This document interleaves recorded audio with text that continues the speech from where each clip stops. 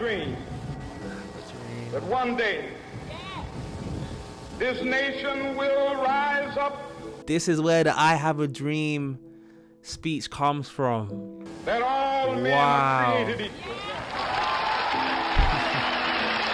That's a lot of people. It's crazy that people, like, I didn't realize it was that huge. This is gonna be a really deep reaction. For the first time ever, fellow Gen Z Brit is gonna be checking out the I Have a Dream speech by Martin Luther King. I've actually never listened to this fully. Like, I know who Martin Luther King is, but I haven't actually done any intentional history on what he did, how it affected people. I know this was definitely a thing in America. You're gonna see my real-time reaction to this speech ever. So guys, look, with that being said, let's get straight into this one. Let's go. The pleasure to present to you Dr. Martin Luther King, Jr.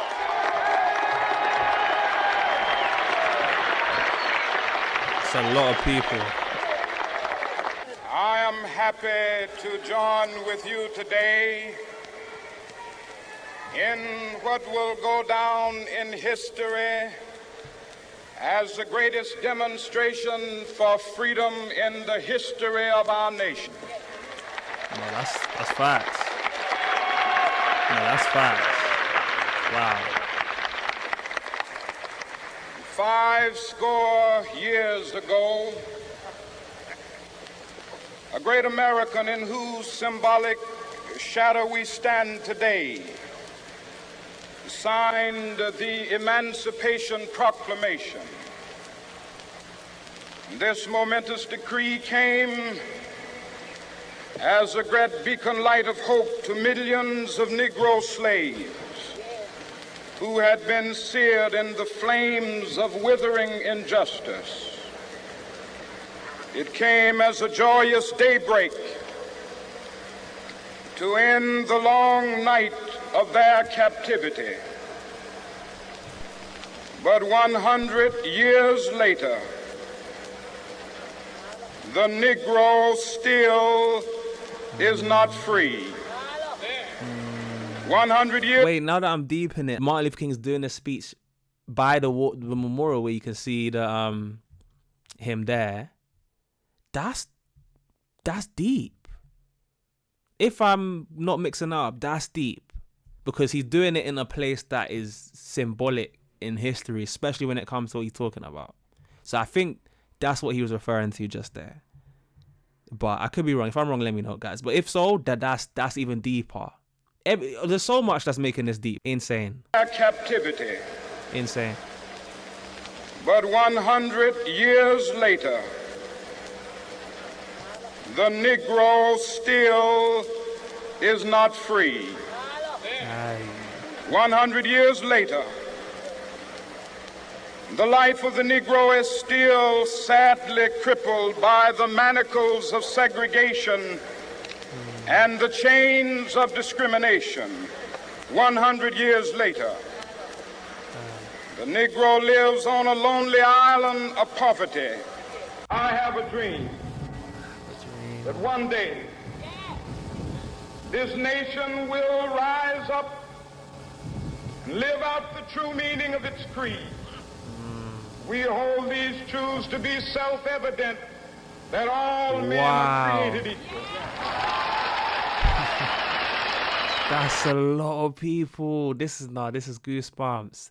This is where the I Have a Dream speech comes from. Like, all I've heard is I Have a Dream. I haven't actually ever listened to the whole speech. I didn't even realize it was to this many people. Wow. We hold these truths to be self-evident, that all men are created equal.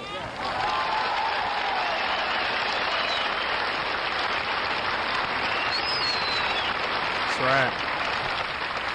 I have a dream that one day on the red hills of Georgia, the sons of former slaves and the sons of former slave owners will they be able to sit down together at the table of brotherhood. I have a dream that one day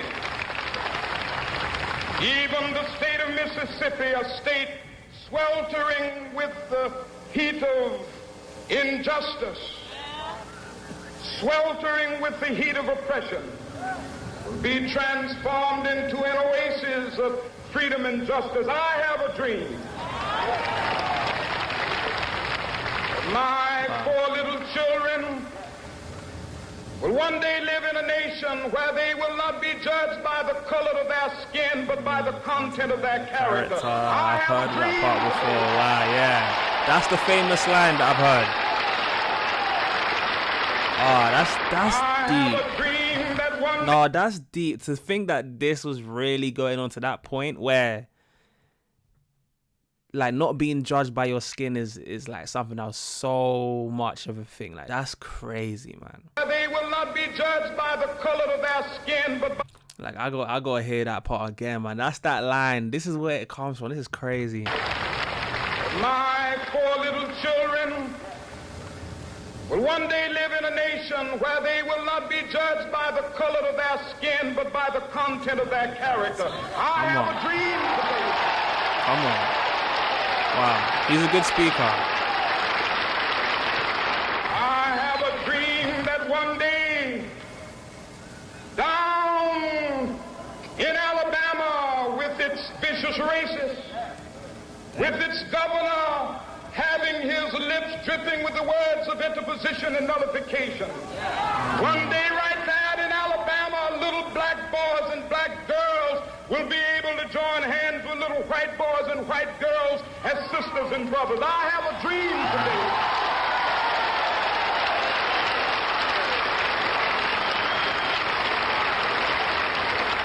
I have a dream that one day every valley shall be exalted, and every hill and mountain shall be made low. The rough places will be made plain, and the crooked places will be made straight, and the glory of the Lord shall be revealed, and all flesh shall see it together. This is our hope. This is the faith that I go back to the South with. With this faith, we will be able to hew out of the mountain of despair a stone of hope. With this faith, we will be able to transform the jangling discords of our nation into a beautiful symphony of brotherhood.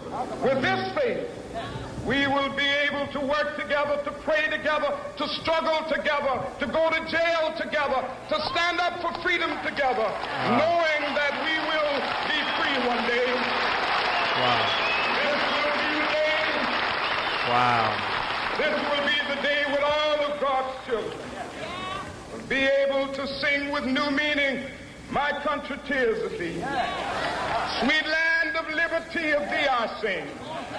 Land where my fathers died, land of the pilgrim's pride. From every mountainside, let freedom ring. And if America is to be a great nation, this must become true. And so let freedom ring. From the prodigious hilltops of New Hampshire, let freedom ring. From the mighty mountains of New York, let freedom ring. From the heightening Alleghenies of Pennsylvania, let freedom ring. From the snow-capped Rockies of Colorado, let freedom ring. From the curvaceous slopes of California. But not only that, let freedom ring from Stone Mountain of Georgia. Let freedom ring from Lookout Mountain of Tennessee. Let freedom ring from every hill and molehill of Mississippi, from every mountainside. Let freedom ring, and when it happens, when we allow freedom ring, when we let it ring from every village and every hamlet, from every state and every city, we will be able to speed up that day when all of God's children, black men and white men, Jews and Gentiles, Protestants and Catholics, will be able to join hands and sing in the words of the old Negro spiritual, "Free at last, free at last." Wow. Thank God Almighty, we are free at... Wow, man. Whoa, that was mad. You know, I would love to see what was said in the comments, you know. I would love to see, because Comments are turned off, guys. Okay, wow. That's interesting. I wonder why they're turned off. I don't know if the conversation got mad. I don't know. What do you guys think? Why would the I'm sure. Why would the conversations be off for something like this? I'm so curious to see what people would have had to say about this. But I guess I'll never know. Like he said in the beginning, he already said it. He called it from the beginning, the jump, that today will go down in history as the greatest demonstration for freedom in the history of our nation. Now that is a statement that it seems like still reigns true to this day from what I'm aware. I don't know of many other speeches that can top this one. I know that's competition, but considering the weight of this speech and the impact that it had, and for if I'm not messing up the timeline, like I swear the Jim Crow laws or like the segregation that was like the segregation laws that were in place kind of stops around 1960. Like later in the 1960s, not too long after this speech. So wow, what a speech! Very powerful speech, one that I'm sure will bring tears to many people's eyes. That was powerful. Like, you know, it's crazy that it was done to so many people. Like, I didn't realize it was that huge, which makes sense though. I don't know why I wouldn't think it was like this. This is a big moment. Definitely seemed like a very, very big moment. And yeah, I'd love to get your opinions on the speech, like how it affected you guys. How do you guys resonate with this?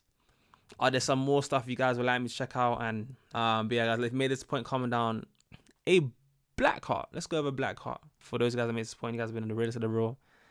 And I guess I'll see you guys in the next one. Peace.